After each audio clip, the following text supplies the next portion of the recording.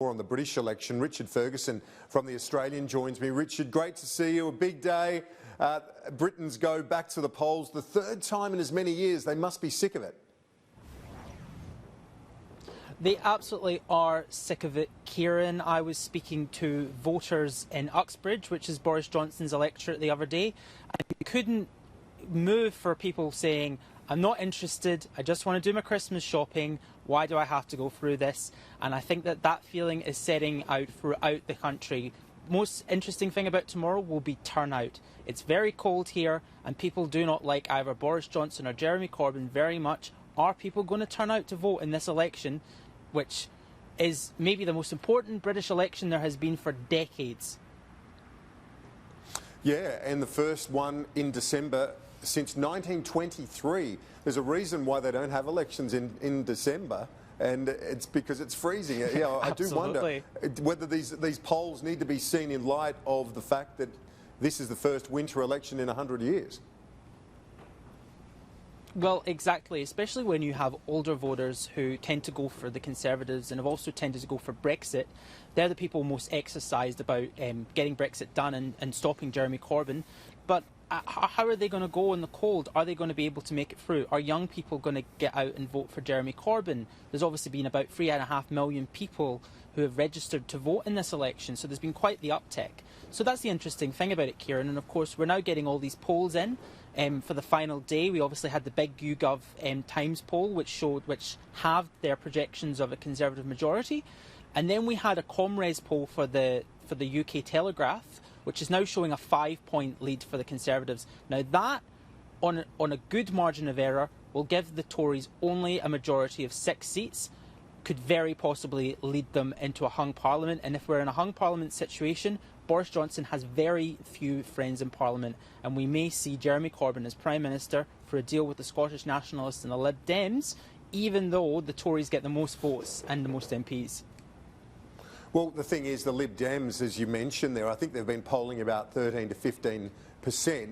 They've got quite a decent constituency in the south and in the west of England. I just wonder whether they've run so hard on Remain, whether or not that has pushed a few potential voters away. Do you think, how's that played out? Because the Lib Dems were meant to do a bit better at this election.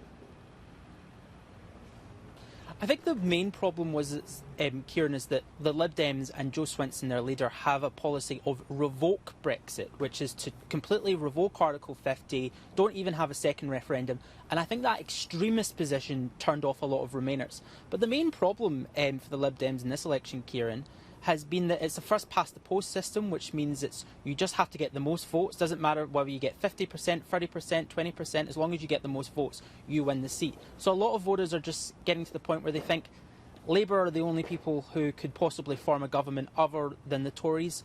So even if I'm not sure about Jeremy Corbyn, he's promising a second referendum, so I'm going to go with him. And I think at the end of the day, that's really what's killed the Lib Dems campaign, is just the fact of they're not going to be in government.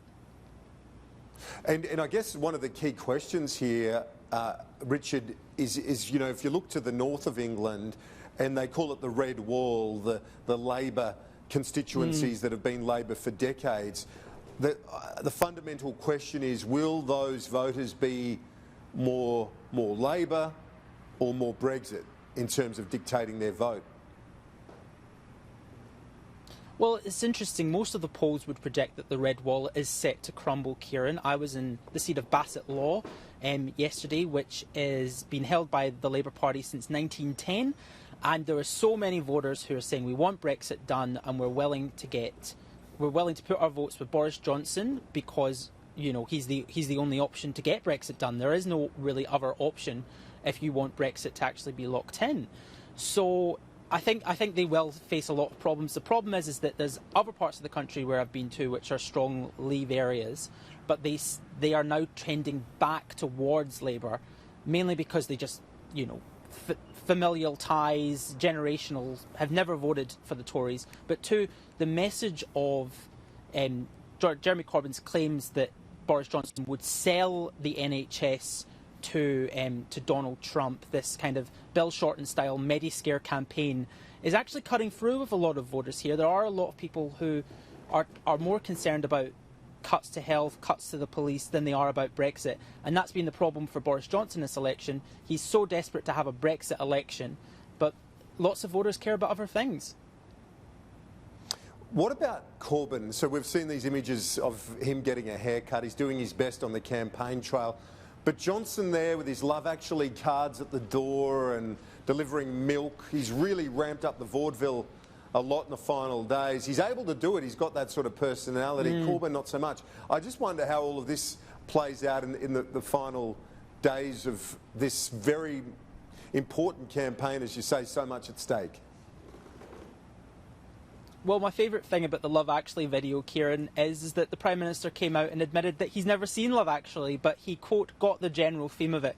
So he clearly didn't know what he was doing. But if you want to really look at the social media campaign, which is where this election is being fought, because it's almost too cold for canvassers to actually get out and vote and get the vote out.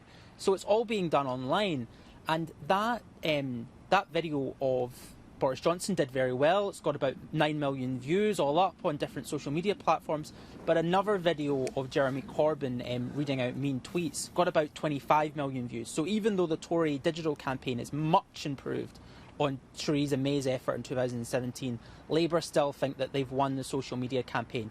And when it comes to getting their young voters out tomorrow, that could be so important. Very, very funny, though. You've got to say that Love Actually video, which we've just been watching. It was good, but interesting.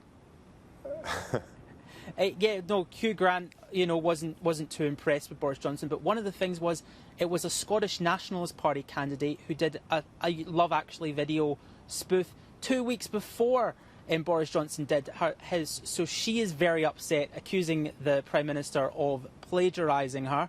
So even when he tries to be funny, poor old Boris Johnson, he never gets a break.